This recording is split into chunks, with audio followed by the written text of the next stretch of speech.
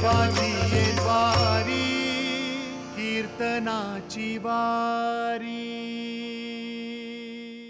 नमस्कार मंडळी, देवाची ये द्वारी कीर्तनाची वारी या भक्तीच्या घरात आपलं सगळ्यांचं मनापासून स्वागत.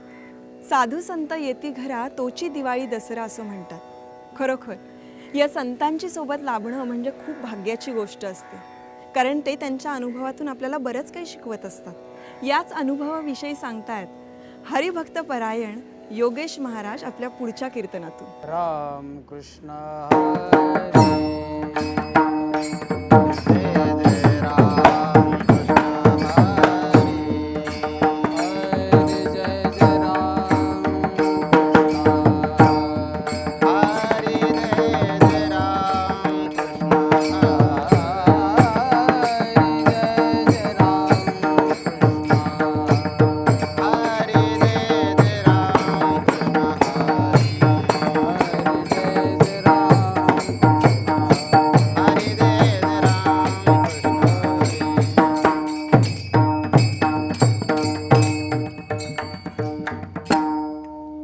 राम कृष्ण हरी.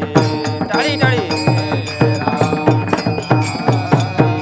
हरी जय जय राम कृष्ण हरी. जय जय राम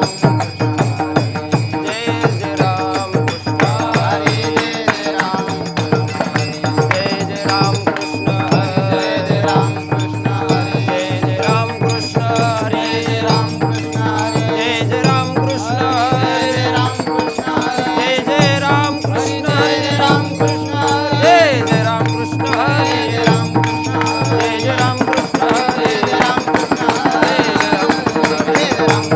जय जय राम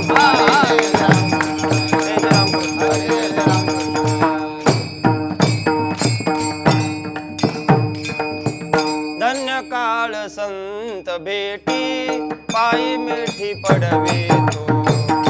पायी मिठी पडवे तो. पायी मिठी पडवे तो. धन्य काळ संत टाळी वाजवा. पायी मिठे पडले तो. पायी मिठे पडले तो.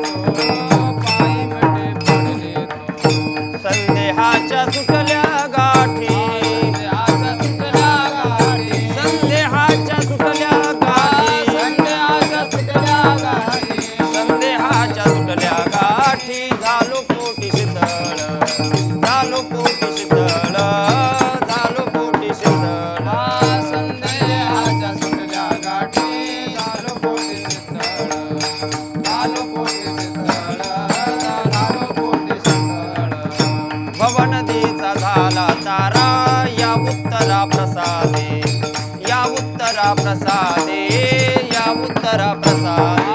पवन दिसा झाला तारा या उत्तरा प्रसादे. या उत्तरा प्रसादे. या उत्तरा प्रसादे. तुका म्हणे मंगल आता कोण दाता यावणे. कोण दाता यावणे. कोण दाता यावणे. तुका म्हणे मंगळ आता कोण दाता यावणे. कोण दाता यावणे. कोण दाता यावणे. संदेहाच्या सुटल्या गाठी. संदेहाच्या सुटल्या गाठी.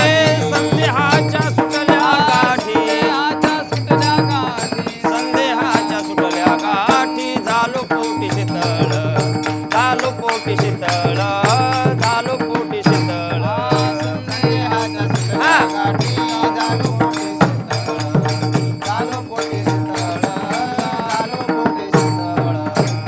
ढोकार कुमाई. ढोकार कुमाई. ढोकार कुमाई. ढोकार कुमाई. ढोकार कुमाई. ढोकार कुमाई. ढोकार कुमाई.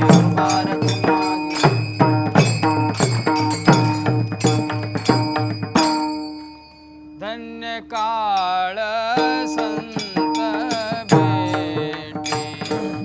धन्य काळ संत भेटी.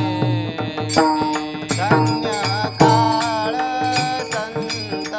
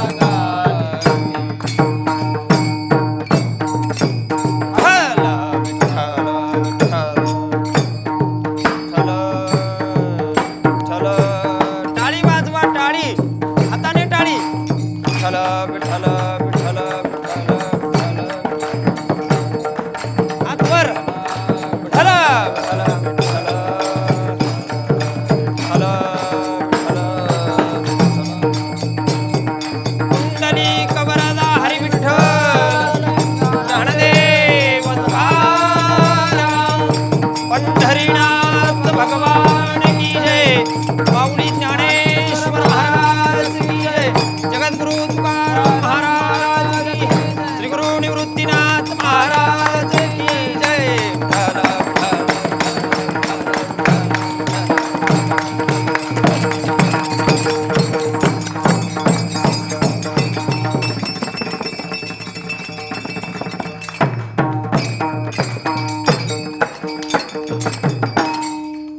धन्य काळ संत भेटी, धन्य काळ संत भेटी, पायी मिठी पडवितो, संदेहाच्या सुटल्या गाठी, झालो पोटी शीतळ, भव नदीचा झाला तारा, या उत्तरा प्रसादे, संदेहाच्या सुटल्या गाठी, झालो पोटी शीतळ. तुका म्हणे मंगल आता, कोण दाता या भुनी, संदेहाच्या सुटल्या गाठी, झालो पोटी शीतळ. विठ्ठल विठ्ठल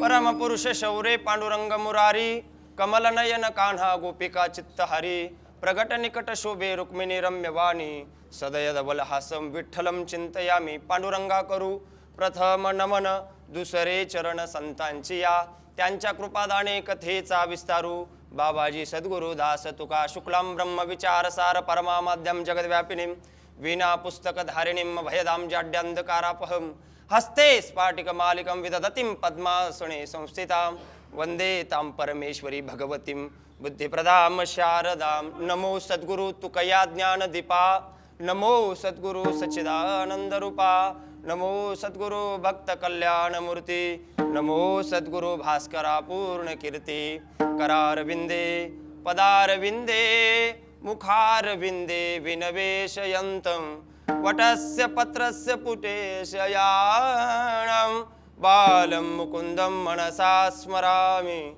श्रीकृष्ण गोविंद हरे मुरारी, हे नाथ नारायण वासुदेव, जिह्वेपि बसवा मृतमेत देव. गोविंद दामोदर माधवेती, आता हृदय हे आपुले, चौफाळुनिया भले, वरी बैसवू पाऊले. श्री गुरूंची ते नमस्कारोनी आता. ओम नमो ज्ञानेश्वरा, ओ राम, ओम नमो ज्ञानेश्वरा, ओम नमो ज्ञानेश्वरा, ओम नमो ज्ञानेश्वरा. करुणा करा या दयाळा, करुणा करा या दयाळा, दयाळा तुमचा अनुग्रह लादलो, लादलो पावन झालो चराचरे. करुणा करा दयाळा, करुणा करा दयाळा, दयाळा तुमचा अनुग्रह लादलो, लादलो पावन झालो चराचरी. ओम नमो ज्ञानेश्वरा, करुणा करा दयाळा, तुमचा अनुग्रह लाधलो, पावन झालो चराचरी.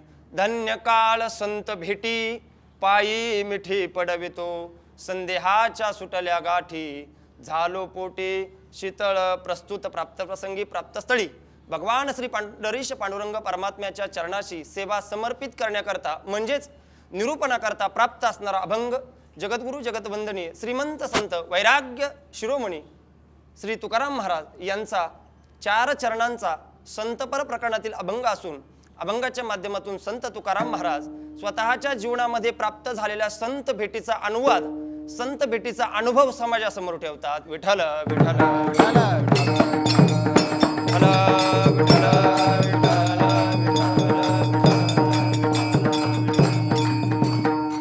काय झालं महाराजांनी सांगितलं आजचा जो दिवस आहे तो अत्यंत धन्य स्वरूपाचा आहे. महाराजांना काही लोकांनी प्रश्न केला, का धन्य स्वरूपाचा आहे महाराजांनी सांगितलं काही नाही, माझ्या जीवनामध्ये संतांची भेट झाली.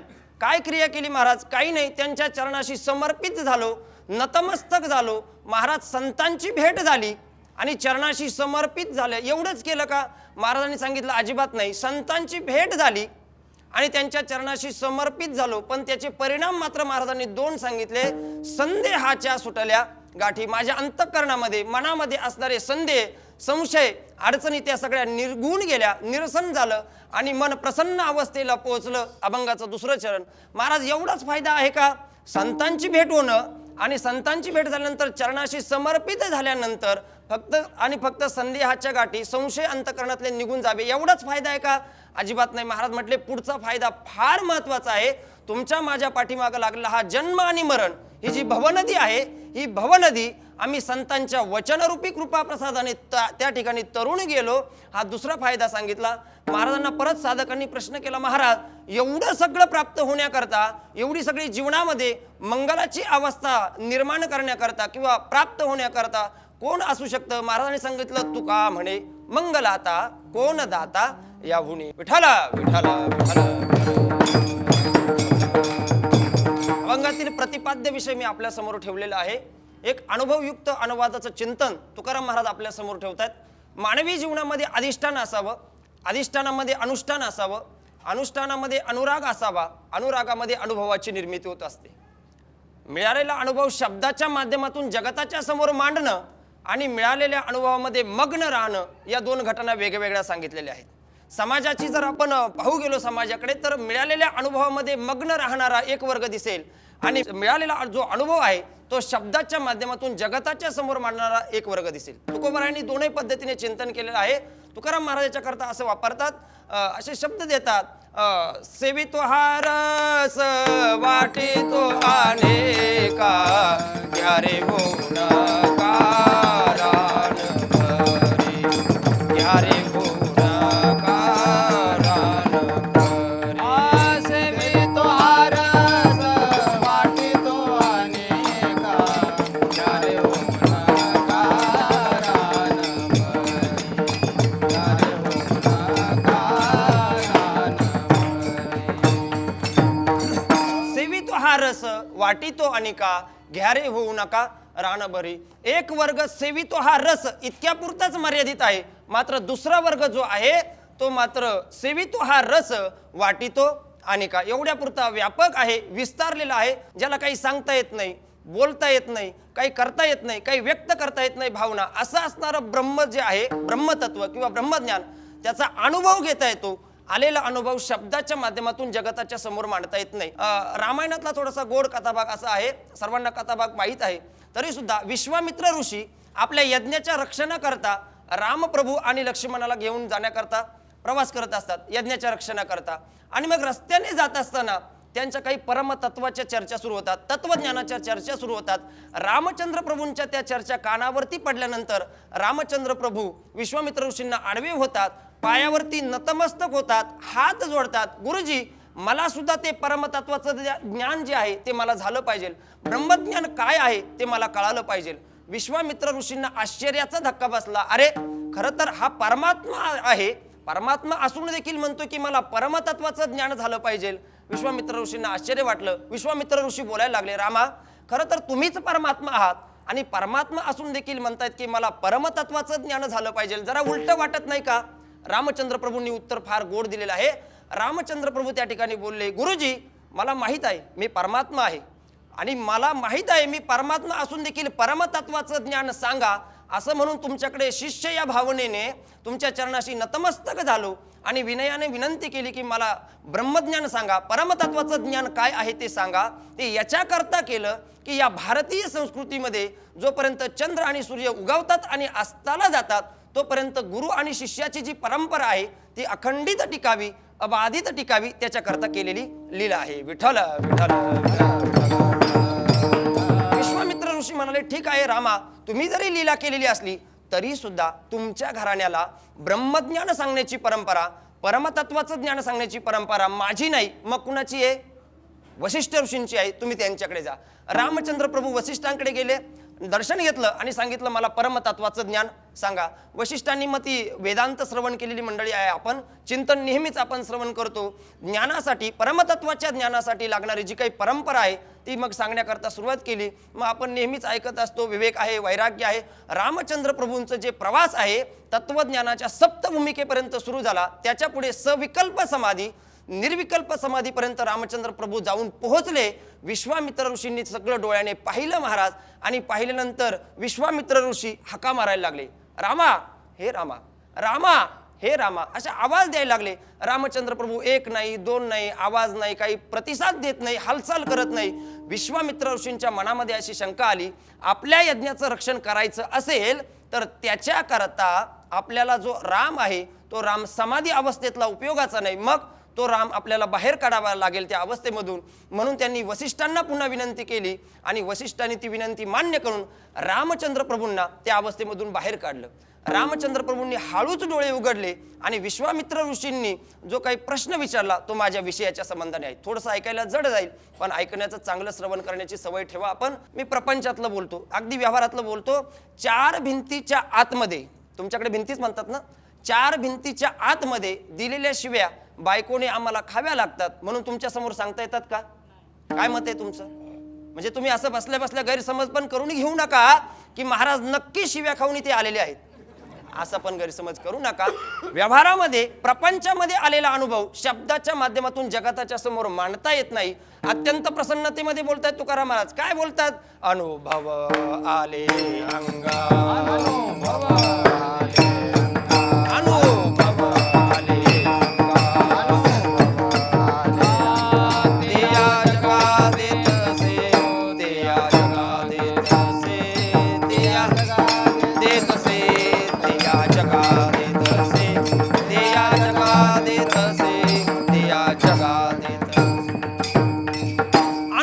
आले अंगा ते या जगात देत असे. किंवा तुका म्हणे चाखुनी सांगे मज अनुभव आहे अंगे. तुकाराम महाराजांची अत्यंत प्रसन्न अवस्था आहे, अत्यंत समाधान स्थितीमध्ये तुकाराम महाराज आहेत. किती समाधान स्थितीमध्ये तुकाराम महाराज आहेत सांगू. ज्यानं तुकाराम महाराजांकडे पाहिलं की त्याच्या अंतकरणातले, त्याच्या मनातले, त्याच्या प्रपंचातले सगळ्या प्रकारची दुःख नाहीशी व्हावेत, त्याला सुद्धा समाधान वाटावं, त्याला सुद्धा सुख वाटावं, तेव्हा तुकाराम महाराज किती समाधानामध्ये असतील.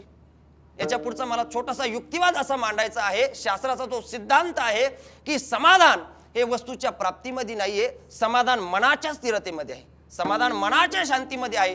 तुकाराम महाराज त्याच्या करता फार गोड चिंतन करतात. तुकाराम महाराज म्हणतात, तुका म्हणे मग नयवृत्ती वरी सुखाचे शेजारी पौढहीन. सुखाचे शेजारी पौढहीन हे होण्याकरता नयवृत्तीवरी व्हावं लागेल की नाही. समजा तुम्ही बसले बसले म्हटले, महाराज तुम्ही चुकीचं सांगतायत, आमच्या मनाने आम्हाला असं वाटतंय, आमचा याच्यावर विश्वास नाही. समाधान हे वस्तूच्या प्राप्तीमध्ये आहे, समाधान मनाच्या स्थिरतेमध्ये नाही. असा जर तुमचा बसलेल्यांचा जर दावा असेल तर त्याच्याकरता मी दोन शुद्ध मराठीतली वाक्य आपल्याला सांगेल. दोन वाक्य सांगतो, ऐका. पहिलं वाक्य असं आहे, प्रपंचातली वस्तू मिळाली की माणसाच्या जीवनातल्या इच्छा अपेक्षा वाढत राहतात आणि परमार्थातली वस्तू मिळाली की माणसाच्या जीवनातल्या इच्छा अपेक्षा पूर्ण होतात. तुकाराम महाराजांनी याच्याकरता फार गोड प्रमाण दिलं. वाढावे संतान, वाढावे संतान, गृही भावे धनधान्य, गृही भावे धनधान्य, गृही भावे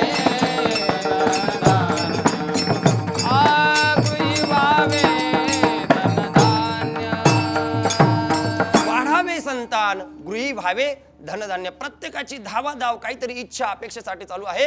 माणसाच्या जीवनामध्ये शेवटच्या श्वासापर्यंत प्रपंचातल्या इच्छा अपेक्षा कधीच पूर्ण होत नाही. प्रपंचात असंच असतं. प्रपंचामध्ये कोणतीही गोष्ट घ्या, इच्छा अपेक्षा ह्या वाढतच राहतात. मात्र परमार्थातलं तसं नाहीये. परमार्थामध्ये वस्तू प्राप्तही होते आणि ती इच्छा सुद्धा पूर्ण होते. विठ्ठल विठ्ठल परमार्थाबद्दल बोलत असताना ज्ञानेश्वर महाराज म्हणतात, तरी परमात्मा ऐसे जे एक वस्तू असे ते जया दिसे ज्ञानास्तव. ज्ञानेश्वर महाराज म्हणतात, जीवन कृत्यकृत्येच्या अवस्थेच्या पलीकडे जाऊन पोहोचतं, निश्चिंत अवस्थेला जाऊन जीवन पोहोचतं. महाराज नवे नवे एका साधकाला तुकाराम महाराजांकडे पाहून प्रश्न निर्माण झाला, महाराज अत्यंत समाधानामध्ये दिसतायत, आनंदामध्ये दिसतायत. प्रपंचाच्या दृष्टिकोनातून तुमच्याकडे जर पाहिलं तर जाऊ पुढे ती भिके कुत्री घर राखीती, असे जर तुमचे शब्द असतील तरी सुद्धा इतके आनंदामध्ये दिसताय. प्रपंचातलं तुम्हाला काही मिळालंय असं म्हणावं तर ते सुद्धा काही नाहीये, तरी सुद्धा आनंदात आहात, तरी सुद्धा तुम्ही समाधानामध्ये आहात. महाराजांनी सांगितलं हो बरोबर आहे, मी समाधानात आहे, आनंदात आहे. त्याचं कारण असं आहे, आजचा जो दिवस आहे तो अत्यंत भाग्याचा आहे. आजची जी वेळ आहे ती अत्यंत समाधानाची, आनंदाची आहे. नवे नवे आजचा जो काळ आहे तो अत्यंत धन्य स्वरूपाचा आहे. अभंगाचं प्रथम चरण. काळ संत भेटे, धन्य काळ संत भेटे. काळी वाजवा. काळ संत भेटे, धन्य काळ संत भेटे. पायी मिटे पडली तो, पायी मिटे पडली तो, देहाच्या सुटल्या गाठी, वा वा. देहाच्या सुटल्या गाठी. पायी मिटे पडली तो, पायी मिटे पडली तो, देहाच्या सुटल्या गाठी, देहाच्या सुटल्या गाठी. धन्य काळ संत भेटी, पायी मिठी पडवितो. अभंगाच्या प्रथम चरणामध्ये आता आपण प्रवेश केलेला आहे. अभंगातील पहिल्या चरणातील पहिल्या शब्दाकडे लक्ष द्या. धन्य. धन्य शब्दाचा विचार करत असताना प्रापंचिक जीवनातली धन्यता वेगळी सांगितली, पारमार्थिक जीवनातली धन्यता वेगळी सांगितली. कशाला धन्य म्हणायचं आहे? प्रापंचिक जीवनातली धन्यता सांगून तुमचा वेळ घेणार नाही, पण पारमार्थिक जीवनातली धन्यता व्यक्त करत असताना पंचदशी नावाच्या ग्रंथामध्ये विद्यारण्य स्वामींनी 7 पद्धतीची धन्यता सांगितली. तुमच्या समोर ठेवतो. विठ्ठल ज्याला ब्रह्मानंदाचा परिपूर्ण साक्षात्कार झाला त्याला धन्य म्हणा. 1. ज्याला आत्मस्वरूपाचं ज्याच्या जीवनामधलं अज्ञान आहे ते कधीच पळून गेलेलं आहे त्याला धन्य म्हणा. 2. ज्याच्या जीवनामधलं सांसारिक प्रापंचिक दुःख फार दूरवरती निघून गेलं त्याला धन्य म्हणा. 3. ज्याला आत्मज्ञान सतत प्राप्त झालं त्याला धन्य म्हणा. 4. ज्याच्या जीवनामध्ये कर्तव्य कुठल्याही प्रकारे काही शिल्लक राहिलं नाही त्याला धन्य म्हणा. 5. ज्याच्या जीवनामध्ये प्राप्तव्य काही शिल्लक राहिलं नाही त्याला धन्य म्हणा. 6. आणि ज्याला निरंकुश तृप्ती प्राप्त झाली त्याला धन्य म्हणा. 7. विठ्ठल या 7 पद्धतीच्या धन्यतेकडे बघितल्यानंतर तुकाराम महाराजांच्या जीवन चरित्राकडे जर आपण नजर टाकली तर काही वेगळं होतं का तुकोबरायांचं जीवन? बघा ना, तुकाराम महाराजांच्या जर चरित्राचा विचार करायचा झाला तर तुकाराम महाराज स्पष्ट बोलतात, काम नाही झालो पायी रिकामा, किंवा कृत्य झालो, इच्छा केली ते पावलो. निश्चिंत अवस्थेपर्यंत जाऊन जीवन पोहोचलेलं होतं. किंवा ज्ञानोबराय बोलतात, चौथियाचे ठाई काही करण्याची नाही. तरी तुकोबराय धन्यता व्यक्त करतात. ऐका, धन्यता देतात, पण तुकोबराय धन्यता देत असताना काळाला धन्यता देतात. का काळाला धन्यता देतात? ज्या काळामध्ये तुकाराम महाराजांना संतांची भेट झाली त्या काळाला तुकोबराय धन्यता देतात. तो काळ मला 3 पद्धतीने विचार मांडायचा आहे आणि पुढे सरकायचा आहे. तो काळ 3 पद्धतीने मांडत असताना कर्मशास्त्राच्या दृष्टिकोनातून धन्य काळ घ्या, ज्ञानशास्त्राच्या दृष्टिकोनातून धन्य काळ घ्या आणि भक्तिशास्त्राच्या दृष्टिकोनातून धन्य काळ घ्या. विठ्ठल कर्मशास्त्राच्या दृष्टिकोनातून धन्य काळ जर समोर घेतला तर कर्म म्हणजे काय अगोदर आपल्याला हे लक्षात आलं पाहिजे. प्रत्येकाला कर्माचे 2 नियम प्रत्येकाला माहित आहे. काय नियम आहे? प्रत्येकाला कर्म करावं लागतं, केलेलं कर्म भोगावं लागतं. केले कर्म झाले त्याची भोगा आले, हा कर्मशास्त्राचा नियम आहे. कर्मशास्त्राला आपण कितीही उल्लू बनवण्याचा प्रयत्न केला, कितीही त्याला जर बनवण्याचा प्रयत्न केला की आम्ही काहीच करत नाही, कर्मशास्त्र म्हणतो तू काहीच करत नाही ना, हे सुद्धा खूप काही केल्यासारखं आहे. धन्य काळ संत भेटी कर्मशास्त्राच्या दृष्टिकोनातून. विठ्ठल ज्ञानशास्त्राच्या दृष्टिकोनातून धन्य काळ बघायचा आहे. कर्मशास्त्र पाहिलं, ज्ञानशास्त्राच्या दृष्टिकोनातून आपण नेहमी ऐकतो ते तू आहे किंवा अयम आत्मा ब्रह्म, अहम ब्रह्मास्मी, ही सगळी आपण वेदांतातली आपण ही सगळी वाक्य ऐकत असतो. पण आपण आपले कोण आहोत याची जाणीव आजपर्यंत आपल्याला झाली का? झाली आजपर्यंत? ती जाणीव होण्याकरता आपल्याला संतांकडे जावं लागेल. कशा करता जावं लागेल? ते ज्ञान पैगा बरवे जरी मनी अति आणावे संताया भजावे सर्वस्वेस्वी. ते ज्ञान प्राप्त करून घ्यायचं असेल, आपण आपले कोण आहोत याची जाणीव जर आपल्याला करून घ्यायची असेल तर त्याच्याकरता आपल्याला संतांकडे जावं लागेल. सोपं बोलू का? आपण मूळचेच आपले आहोत. तुका म्हणे होता ठेवा तो या भावा सापडला, किंवा जुनाट जुगाडीचे नाणे बहुत काळाचे ठेवणे. आपण जरी पूर्वीचेच आपले आहोत तरी सुद्धा आपण आत्मस्वरूपाच्या दृष्टिकोनातून कुठेतरी बाजूला गेलेलो आहोत. आपली ती वस्तू हरवलेली आहे. व्यवहारातलं सोपं बोलतो, मला सांगा, घरामध्ये एखादी वस्तू जर हरवलेली असेल तर ती शोधण्याकरता कुणाची तरी तिसऱ्याची मदत घ्यावी लागते की नाही? लागते नाही, बरोबर नाही? तसं परमार्थामध्ये सुद्धा आत्मस्वरूपाच्या दृष्टिकोनातून हरवलेली वस्तू कुणाची तरी तिसऱ्याची मदत घ्यावी लागेल की नाही? समजा तत्वज्ञानातलं नाही लक्षात आलं, थोडं सोपं करून सांगतो. ज्ञानेश्वर महाराजांच्या काळातला दृष्टांत आहे. पूर्वीच्या काळामध्ये गावाचं रक्षण करण्यासाठी गुराखी असायचा. कोण? जागते रहो म्हणून गावाचं रक्षण करायचा. थंडीचे दिवस फार होते, रात्रीची 2:30 वाजण्याची थंडी पडलेली होती. त्याला तेवढ्या 2:30 वाजता थंडीमध्ये बिडी उडू वाटायला लागली. काय? बिडी उडू वाटायला लागली. असं बिडी उडू वाटायला लागल्यानंतर महाराज तो विचार केला, अरे बिडी खिशात आहे पण काडीच पेटी नाही, काय करावं? त्याला लांब दूरवर त्यानं नजर टाकली. नजर टाकल्यावर त्याला खाटेवरती एक माणूस झोपलेला दिसला. त्याला वाटलं हा माणूस आपलं काम करू शकतो. तो महाराज तिथपर्यंत पोहोचला, त्यानं उठवलं. उठा. तो डोळे चोळत चोळत माणूस उठला. का रे बाबा, काय इतक्या रात्री उठवलं? तो म्हटला, काही नाही, मला थंडी खूप वाजलेली आहे, 2:30 वाजलेली आहे, प्रचंड थंडी पडलेली आहे. एवढ्या थंडीमध्ये मला बिडी ओढण्याची इच्छा निर्माण झाली. मग तो उठवलेला म्हटला, मी काय करू? काही नाही, घरात जा आणि काडीच पेटी घेऊन या. ज्याला उठवलं, ऐका, ज्याला उठवलं तो व्यवस्थित जागा झाला, उभा राहिला. त्यानं त्या गुराख्याकडं पायाच्या अंगठ्यापासून तर डोक्यापर्यंत संपूर्ण निहाळलं आणि मग डोक्याला हात लावून उठवलेला.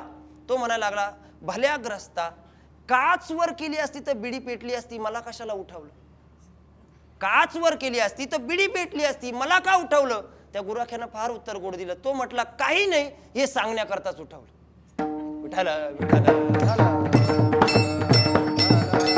आता पुढचं महत्वाचं ऐका. अरे अग्नी आहे, बिडी पेटती आहे, काच वर केली असती तर बिडी पेटली असती, झालं असतं का नाही सगळं काम? आता पुढचं सांगू, आपल्याकडे या. हा देह आहे, या देहात असणारा आत्मा तोच परमात्मा आहे, परंतु त्याची जाणीव नसल्यामुळे आपल्याला कुणाकडे जावं लागेल? संतांकडे जावं लागेल. त्याच्याकरता त्यांची भेट घ्यावी लागेल. ज्ञानशास्त्राच्या दृष्टिकोनातून. धन्य काळ विठाल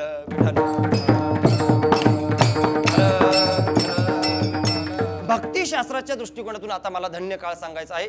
कर्मशास्त्राच्या दृष्टिकोनातून धन्य काळ सांगितला, ज्ञानशास्त्राच्या दृष्टिकोनातून धन्य काळ सांगितला. नाही, आता भक्तिशास्त्राच्या दृष्टिकोनातून धन्य काळ सांगत असताना प्रत्येकाला भगवान पंढरीश पांडुरंग परमात्मा प्रत्येकाला भेटणार आहे. फरक इतकाच आहे, प्रत्येकाला भेट देण्याचा फरक मात्र वेगळा आहे. मला आज देईल तर काकांना उद्या देईल, काकांना उद्या दिली तर आजीला 6 महिन्याने देईल. पण कधी ना कधी परमात्मा आपल्याला भेट देणार आहे, संत सुद्धा भेट देणार आहे. पण त्याच्याकरता आपल्याला संतांची भेट घ्यावी लागेल. संतांची भेट घेतली की परमात्म्याची भेट घेण्याकरता वेळ लागत नाही, परमात्म्याची भेट होण्याकरता वेळ लागत नाही. पूर्वीचे जुने कीर्तनकार फार गोड दृष्टांत द्यायचे. एका चिंचेच्या झाडाखाली प्रपंचाच्या दृष्टीनं वैतागलेला, कंटाळलेला माणूस भजनाकरता बसला. भगवान परमात्मा भेटलाच पाहिजे असं मनोमन तळमळ केली. भजन चालू झालं. त्याचा कर्मधर्म संयोग, नारद मुनी त्याच रस्त्याने चाललेले होते. नारदांकडे पाहिलं, कोण तुम्ही? म्हणे मला नारद मुनी म्हणतात. त्याला आनंद झाला. अरे, नारदांसारख्या संतांचं दर्शन झालं. पायावरती नतमस्तक झाला आणि विचारलं, कुठे चाललात? काही नाही, देवाकडे. देवाकडे तुम्ही डायरेक्ट? हो म्हणे, देवाकडे आम्ही डायरेक्टच जात असतो, देव आमची वाटच बघत असतो. म्हणे मग एक काम करा ना, मी प्रपंचाला वैतागलोय, कंटाळलोय, प्रपंचामध्ये नको नकोसं जीवन झालंय माझं. मला माहीत झालं याच्यापैकी काही सोबत येत धनाने भूमो पशवश्च गोष्टी भार्या गृहद्वारे जनस्मशाने, हे जर सगळं असं चिंतन केलेलं आहे तर मला फक्त तो परमात्माच भेटवायचा आहे, परमात्म्यालाचीच मला भेट घ्यायची आहे आणि माझं जन्म मरणातीत जीवन करायचं आहे. मला कंटाळा आलाय, मला फक्त देव पाहिजे. मग तुम्ही देवाकडे जा, माझं छोटंसं काम करा. काय काम करू? काही नाही, मला देव कधी भेटणार आहे एवढंच सांगा. नारद देवाकडे लगेच गेले. देवाकडची सगळी कामं नारदांनी स्वतःची उरकवून घेतली आणि निघाल्यावर नारदांच्या लक्षात आलं, अरे त्या भक्ताचं काम राहिलं. पूर्वीपासून असंच आहे महाराज, मोठ्या माणसांकडे लोक गेली की गरीब माणसांना कोणी डिमांड देत नाही. गरीबाची कामं नंतर.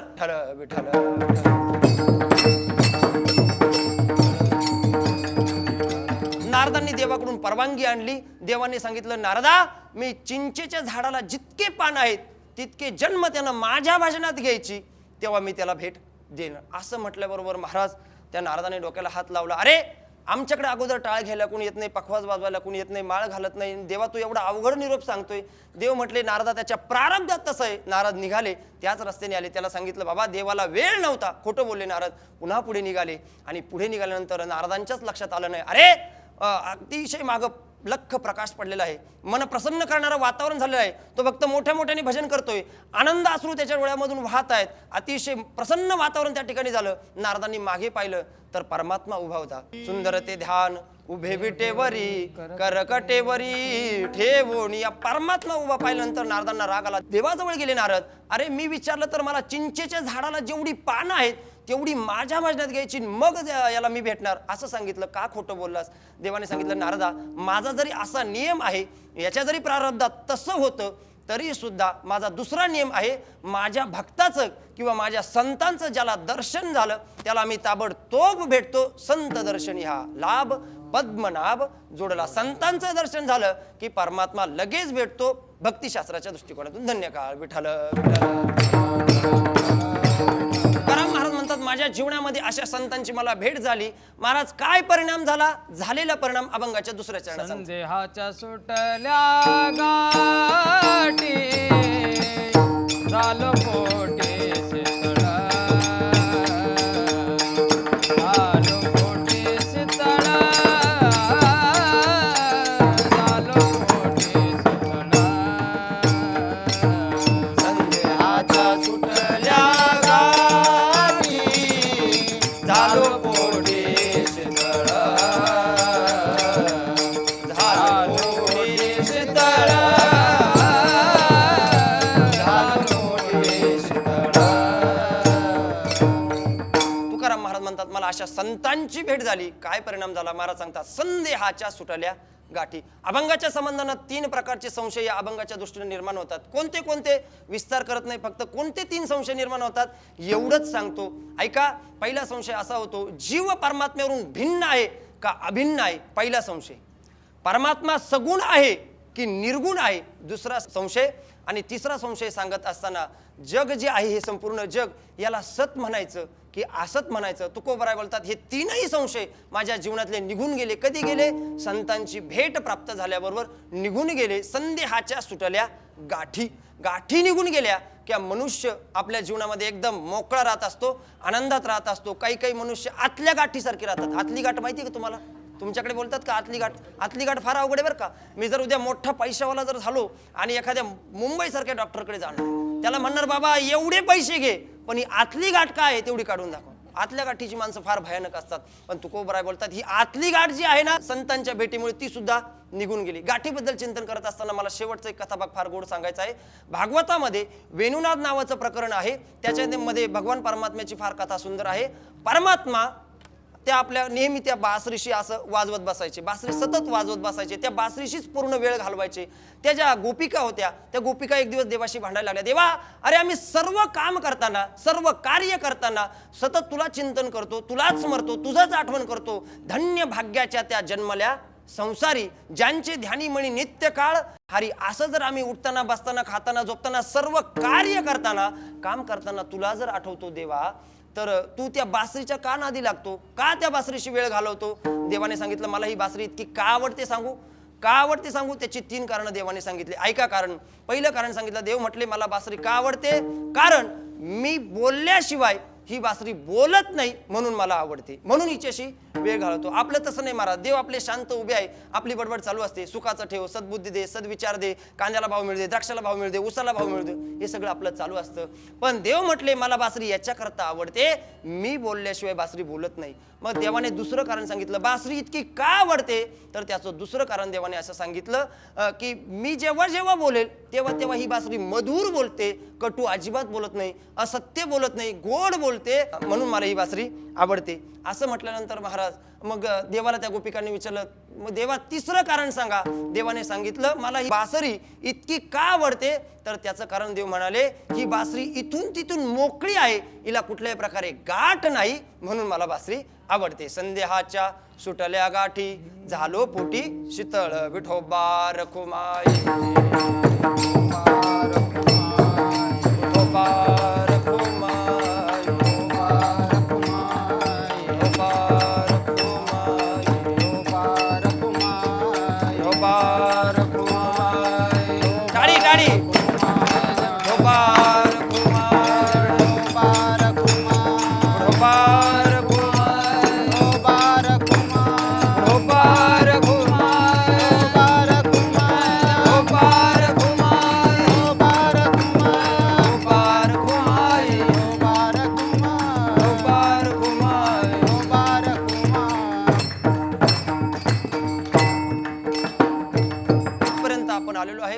आणखीन काही परिणाम झाला का संतांच्या भेटीमध्ये? महाराजांनी सांगितलं भव नदीचा झाला तारा. महाराज बोलले ही जी भवनदी आहे, भवनदीच का शब्द वापरला?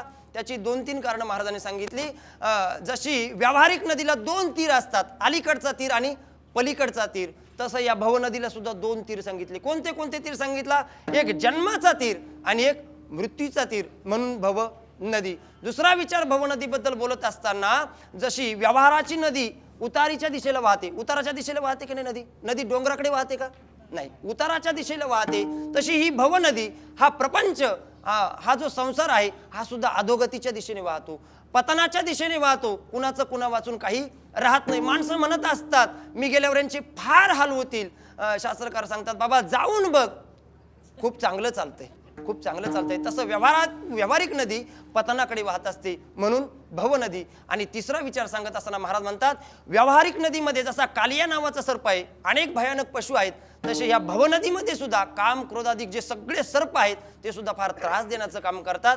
पण तुकोरोबाराय बोलतात आम्ही संतांच्या वचनरूपी कृपा प्रसादाने हे सगळं तरुण गेलो. भवनदीचा झाला तारा, या उत्तरा प्रसादे संदेहाच्या सुटल्या गाठी, झालो पोटी शीतळ. महाराज एवढी सगळी मंगलाची अवस्था, आनंदाची अवस्था, मन समाधानाची अवस्था कुणामुळे प्राप्त झाली? महाराजांनी शेवटच्या चरणामध्ये तुका म्हणे मंगळ आता,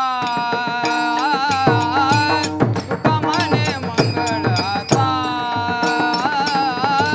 तुका म्हणे मंगळ आता, तुका म्हणे मंगळ आता.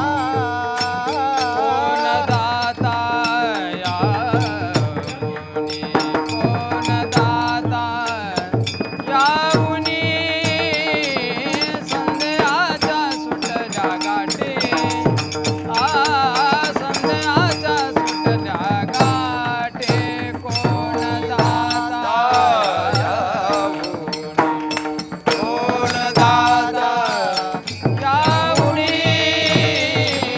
संध्याच्या सुटल्या गाठी, संध्याच्या सुटल्या गाठी.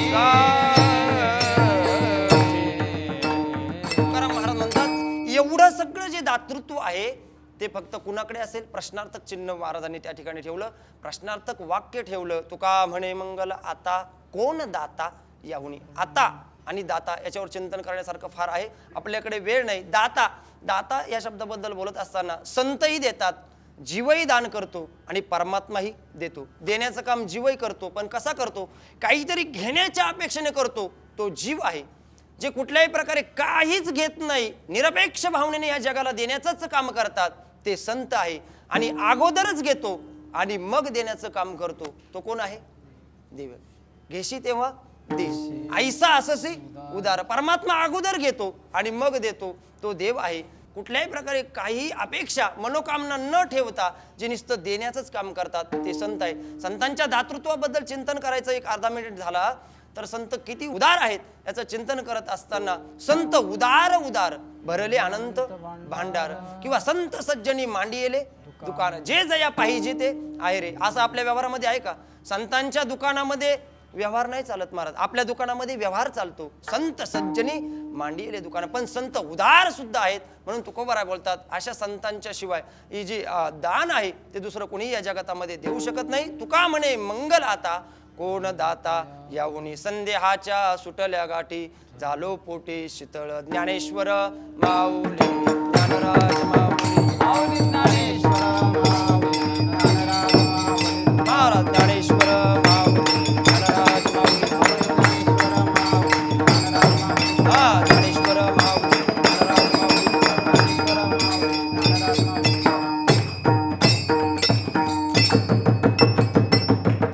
तुमच्या सर्वांच्या चरणी प्रार्थना करतो आणि झालेली सेवा कैवल्य सम्राट ज्ञानेश्वर महाराज, जगद्गुरु संत तुकाराम महाराज, श्री गुरु निवृत्तीनाथ महाराज, ज्या आईवडिलांच्या उदरी जन्म घेतला त्या आईवडिलांच्या चरणी आणि तुम्हा सर्व भाविक भक्तांच्या चरणी समर्पित करतो आणि याच ठिकाणी सेवेला पूर्णविराम देतो. विठ्ठल जय जय विठ्ठल. जय जय विठ्ठल, जय बोलिलेले करा क्षमा पराध महाराज तुम्ही. आई विचारला अधिकार म्या करा क्षमा पराध महाराज तुम्ही. तुका म्हणे ज्ञानेश्वरा पाया